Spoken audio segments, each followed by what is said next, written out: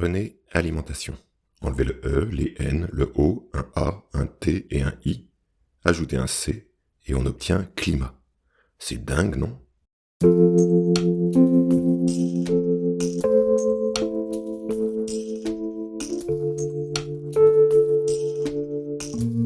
Bon, alors si je résume les 2 premiers épisodes, le monsieur nous dit de manger moins de viande, donc moins de protéines, et en même temps on est censé faire plus de sport pour notre santé, donc manger plus de protéines. On fait comment? Réponse courte, le premier donc est faux. Réponse longue, regardez la suite. D'abord, je ne dis rien du tout, à ma connaissance, je ne suis pas nutritionniste. Ce que je raconte est modestement le fruit de mes recherches personnelles. Ensuite, il est surtout question de réduire la viande rouge. Je vous renvoie aux excellents épisodes précédents. Enfin, on mange en moyenne en France beaucoup plus de protéines que nécessaire, plus de 80 grammes par jour, alors que les besoins moyens tournent autour de 50 grammes par jour. Vous allez me dire que ce n'est pas la même histoire pour ceux qui pèsent 50 kg et pour ceux qui en font 90, et vous aurez raison. Il faut donc être un peu plus précis, vous l'avez cherché. Les recommandations varient bien sûr d'un pays à l'autre, puisque c'est bien connu, vous n'avez pas les mêmes besoins selon que vous vivez en Belgique ou en France par exemple. Ce doit être les frites. Mais les grandes lignes sont heureusement communes et selon l'ANSES, chacun est censé obtenir 40 à 55% de ses calories par les glucides, de 35 à 40 par les lipides et de 10 à 20 par les protéines. Je dois faire ici une parenthèse. Une calorie, Kesako, c'est l'énergie nécessaire pour chauffer 1 gramme d'eau de 1 degré. En vrai, ça dépend de la température initiale de l'eau, de la pression, etc. Mais retenons simplement qu'il s'agit d'une petite quantité d'énergie. Cette unité est souvent utilisée en diététique, notamment, à la place de l'unité d'énergie standard, qui est le joule et qui vaut environ 0,24 calories. Via la digestion, nous sommes capables de puiser l'énergie contenue dans les aliments et de la transformer en chaleur et en mouvement. Mais l'énergie ainsi mise en œuvre s'élève à plusieurs dizaines ou centaines de milliers de calories. C'est pourquoi on utilise bien plus volontiers la kilocalorie, qui vaut bien sûr 1000 calories. Au repos, on brûle des calories notamment pour assurer le fonctionnement des organes, du cerveau, etc. C'est ce qu'on appelle le métabolisme de base. Combien d'énergie ça représente par jour? On en a une estimation selon le sexe, l'âge, le poids et la taille, grâce à plusieurs formules, dont celle de Black, Coward, Cole et Prentice de 1996. Prêt pour quelques symboles barbares? Métabolisme et on y va.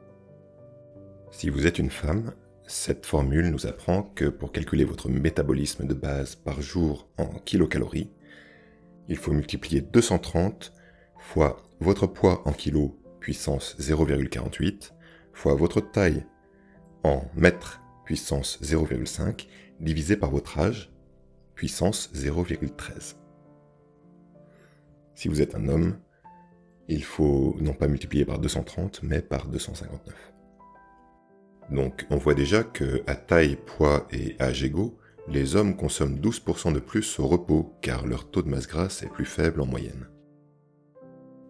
Visualiser graphiquement cette fonction à 3 variables est compliqué. On va donc lier 2 d'entre elles en supposant un IMC constant à 21 et un âge constant à 30 ans. Et ça donne ça. D'accord, au repos, une femme de 30 ans mesurant 1m65 et pesant 57 kg dépense autour de 1321 kcal par jour. Mais on peut espérer qu'elle bouge un peu dans sa journée. Il faut donc multiplier cette valeur par un coefficient dépendant de l'activité, entre 1,2 pour un sédentaire et 1,9 pour un grand sportif. En supposant que notre jeune femme soit très sportive, on peut estimer sa dépense quotidienne d'énergie à, disons, 1,8 fois 1321, soit environ 2380 kcal. Ça tombe bien, c'est aussi l'énergie dépensée par son père de 60 ans, mesurant 1m75, pesant 80 kg et ayant une activité modérée. Oui, j'ai choisi le coefficient pour obtenir la même valeur. Parfait.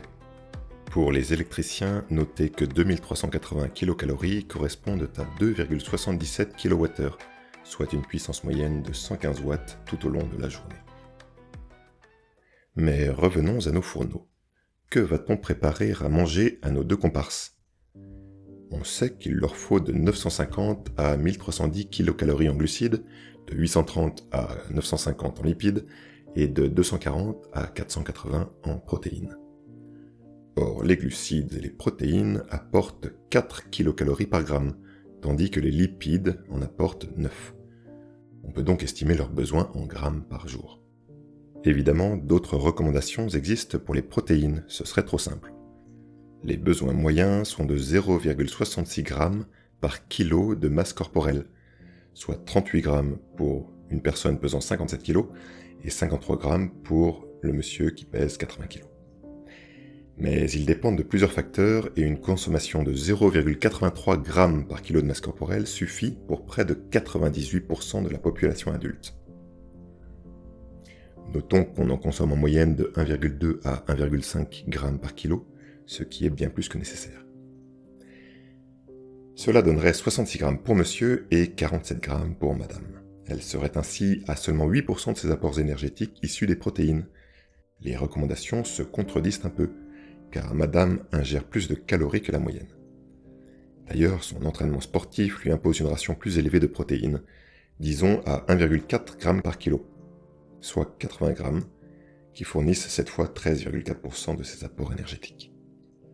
Qu'il en soit ainsi pour monsieur également, à 1 g par kilo pour lui donc. Pour résumer, il faut trouver 80 g de protéines par jour dans leur alimentation, bien davantage que les besoins moyens de la population qui tourne plutôt aux alentours de 50 g par jour, rappelons-le.